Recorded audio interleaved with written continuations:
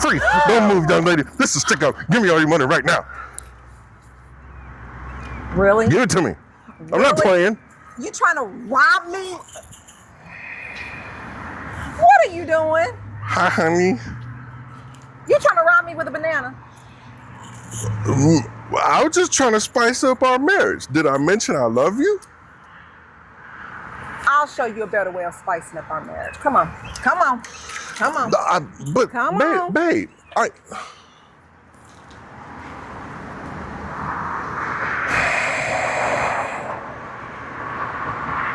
hit that intro.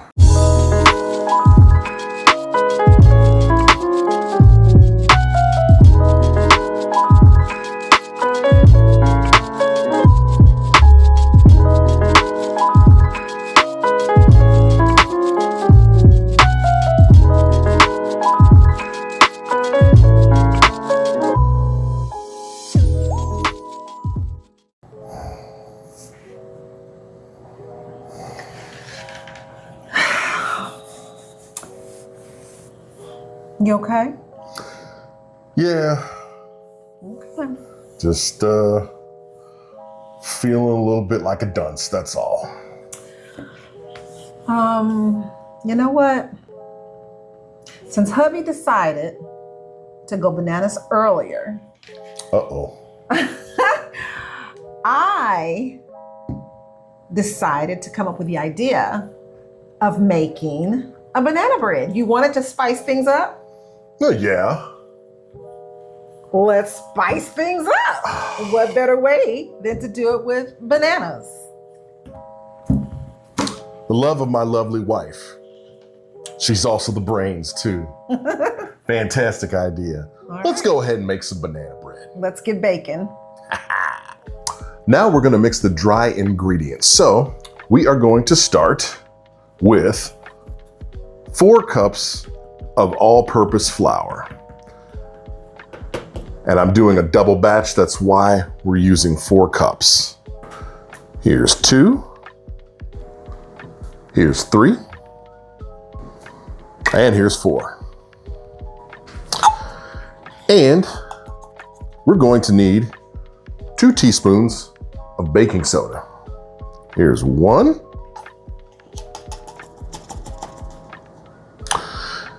And there's 2. And we're gonna need a half teaspoon of salt. I've got some sea salt right here. And this one, I don't need to measure out because I know 20 turns on this will definitely do it. 17, 18, 19, and 20. All right, we're just gonna take a whisk and whisk these dry ingredients up really good. All right. We're gonna set this to the side. And now we're gonna mix up our wet ingredients.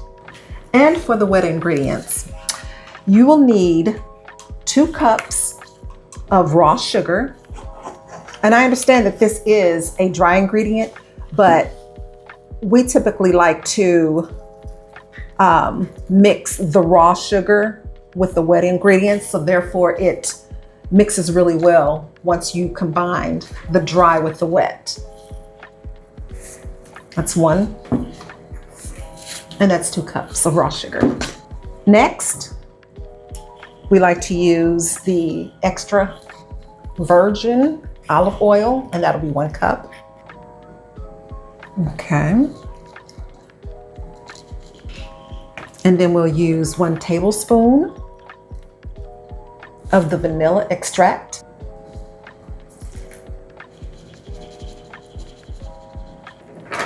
And the last wet ingredient is the banana extract.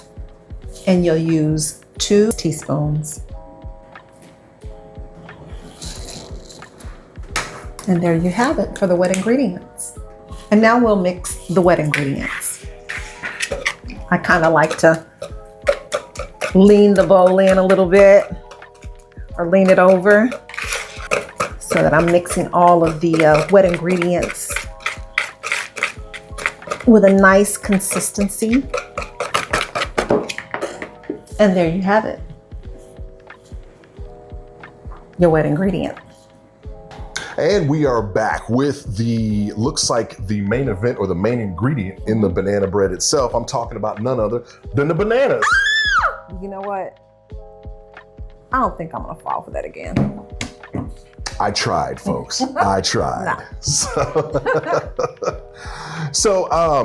So this particular recipe, we are doing a double batch of banana bread. So it calls for 5 cups of ripened mashed bananas. And generally speaking, 1 cup of mashed bananas is approximately 2 bananas. So that would equal out to be 10 bananas. We've got 12 right here for 2 different reasons. Number 1, the size of the bananas, and number 2, we want that little bit of extra banana flavor and texture in our bread. Yeah, and we do love extra ripe bananas, so. Absolutely. So yeah, when they're starting to get the brown spots on them and things like that, that definitely makes it for the best banana bread. So nice and sweet. That's what we are using. So we are going to go ahead and peel these bananas. We're going to go ahead and cut all the bad spots off of them, and we're going to break them up, and we're going to put them into a mixing bowl, and we are going to mash them up, aren't we? Let's get mashing. Let's get to mashing. We'll be right back.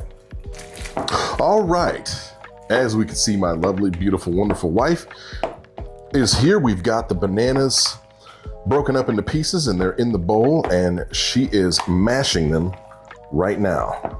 And you want to mash these for a good while, because the idea, at least in my opinion, what I found best is that until the bananas are good and mushy for sure, but they need to be fairly liquidy, pretty soupy. She's just a mashing fool right now. Mash those bananas, honey. Mash them. You know, it's very easy for your arm to get tired while doing this, so take a break if you need to. That's why it also, in addition to obviously the flavor and so forth, the ripeness of the bananas makes it a lot easier to mush or to mash. It's much more fun to say mush, but it makes them a lot easier to mash, which, you know, guarantees that your arm doesn't get nearly as tired nearly as quickly. As you can see, my wife is switching hands. When I've done this, I've definitely switched hands before too, because it's tiring to the hands. So that is looking very, very good right there. See how it's got kind of that little bit of soupy look right there? Yeah, that's what you want. That's gonna make yourself really good banana bread right there. So that is good and mashed right there as it is. So we're gonna take that here, and we are gonna go ahead and put it into our wet ingredients. All right, so we are ready to add the mashed bananas into the wet ingredients. Now my wife is mixing up the wet ingredients, because what happens is with sugar, especially with the raw sugar, it tends to settle and it takes a little bit longer for it to dissolve. So my wife has taken the whisk and she has mixed up the wet ingredients and gotten the raw sugar nice and mixed in really well. So now she is gonna add the mashed bananas in to the bowl, and they pour out quite easily when you do that. You don't have to worry too much about stickage there. So very easy for that. And now she's just gonna mix the wet ingredients and the mashed bananas up really, really well. You only need to do that for just a couple minutes or so, just to make it nice and good and well mixed. So once she finishes mixing that up, then we are going to take and add the flour or the dry ingredients to the mix, and we'll be just about ready to pan that up. Now my husband is pouring in the flour, the dry ingredient, into the batter. We typically like to use an electric hand beater. That's because the bread is so thick, it allows us to get the exact consistency of the batter that we need for the bread. Okay, as he's finishing up you can see roughly the consistency of what you're wanting the batter to look like. So it's definitely going to be much, much thicker than like a cake batter or something like that. So, which is also the other reason that you want to use an electric mixer, because this mix gets so thick that it's very hard to hand mix this. So I would definitely suggest getting an electric mixer for this.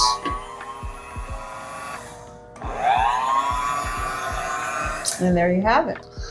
And we have one last ingredient to add real quickly, which we'll come right back for. And next you will add about half a cup to a cup of walnuts to your batter, I guess, depending on your preference. And then of course you'll mix once again. And personally, I like to go ahead and mix all my ingredients up before I add the walnuts. That way, you know, you don't have any flour or anything like that sticking to the walnuts. Just makes for a nice, smoother consistency of the mix. And I'm gonna put just a little bit more in there. That should be good. I do those by feel, but it comes out to roughly about half cup to a cup of walnuts. And as we can see here, we've got a 9x5 loaf pan, glass loaf pan. Already got it greased up. My lovely wife is pouring the banana bread batter into it. And we're gonna leave probably about anywhere between half an inch to an inch from the top right there. And we are gonna go ahead and put this in the oven. And my lovely wife is putting this beautiful confection in the oven right now. We've got it on a cookie sheet just for any potential spillage. And as you can see right here from the oven temp, we like to do it at 320 degrees. I've seen recipes where it says 350. I've tried that once before and the outside gets a little bit too hard and crusty for me. So we back the temperature down to about 320. You could do 325 as well. But we are going to let that cook in the oven for about anywhere between an hour and 15 minutes, depending on the oven. And once we are ready to pull it out, we will show you.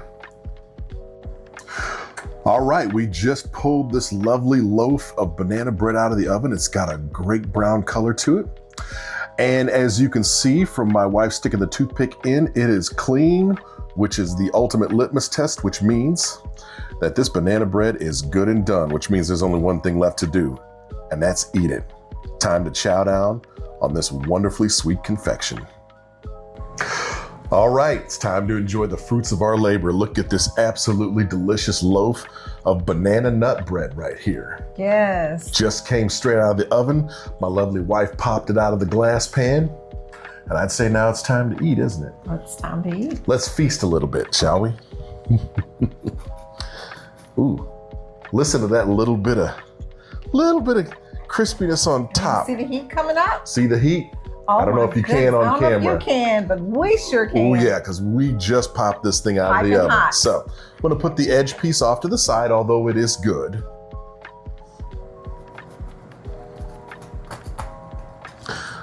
Just gonna cut a little bit of that. It's very moist, so it falls apart quite easily.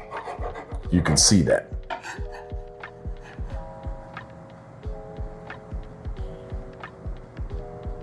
Yeah. I can see the steam in the camera. I know you folks can as well. This thing is piping hot. So let us go ahead, put this off to the side here. And partake in this deliciousness.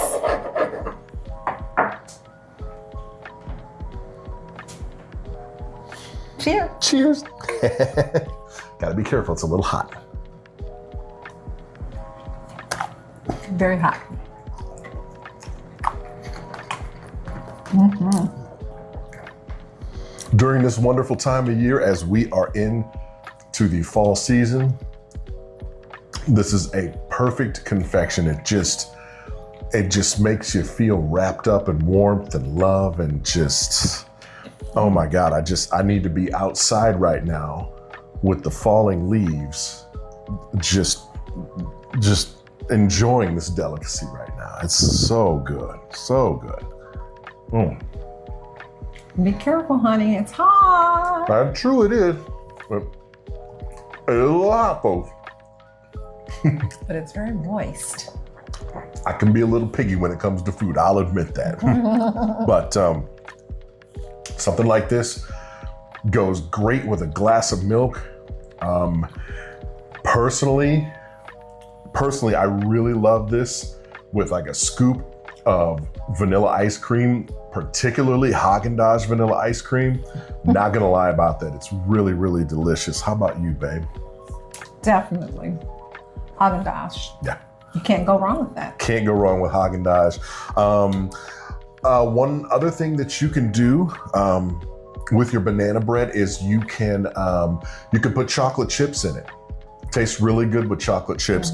You might even try putting a little baking cocoa in the bread mix as well. That way you've got like a chocolate banana bread by itself. Yeah, for all you chocolate lovers. Yeah, all you chocoholics out there. So yeah, there's so many different other things you can do. This pairs really well with a great cup of coffee. You could probably do a light, medium, or dark roast with this kind of, with this banana bread. You could do any one of those three kinds of coffee. A good flavored coffee, maybe like an Irish cream, a hazelnut, or a French vanilla pairs excellently well with banana bread. So I think that'll about do it for this episode, huh, honey? I don't think we could have done it any better. I don't think so.